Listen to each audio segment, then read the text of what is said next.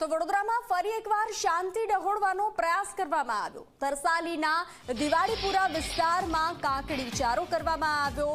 Slum ક્વાર્ટરમાં શ્રીજીના પંડાલ પાસે કાંકરીચારો કરવામાં આવ્યો। અસામાજિક તત્વોએ શ્રીજીના પંડાલ પાસે કાંકરીચારો કર્યો। વડોદરા પોલીસે સ્લમ ક્વાર્ટરમાં કોમ્બિંગ હાથ ધર્યું। બંને જૂથના લોકો દિવાળીપુરામાં રહે છે, સ્લમ ક્વાર્ટરમાં રહે છે।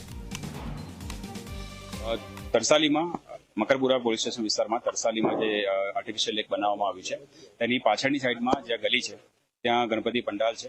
ત્યાંથી એવા ન્યૂઝ આવ્યા કે અમને ગણપતિ પંડાલની બાજુમાં જે એક્ટિવા પડ્યું છે ત્યાં કંઈક એની પર પડ્યું હોય અવાજ આવ્યો અને ધ્યાન દોર્યા અને અમે દરેક પંડાલ ઉપર એક એક પોલીસ તરફથી જે માણસ રાખ્યો હોય છે એને આ વાતની ધ્યાન થતા તેને અમારું ધ્યાન દોર્યું અને ધ્યાન દોરતા થાણા અધિકારી એસીપી સાહેબ અને હું અમે તાત્કાલિક સ્થળ પર પહોંચી ગયા છે। એલસીબીને અને ડિસ્ટાફના માણસોને અલગ અલગ ટીમ બનાવીને ચેક કરી રહ્યા છે કે કંઈ શું ફેંકવામાં આવ્યું હોઈ શકે અને કોના દ્વારા ફેંકવામાં આવ્યું હોઈ શકે તે બાબતે અલગ અલગ ટીમ બનાવીને કોમ્બિંગ અત્યારે હાલમાં ચાલુ છે।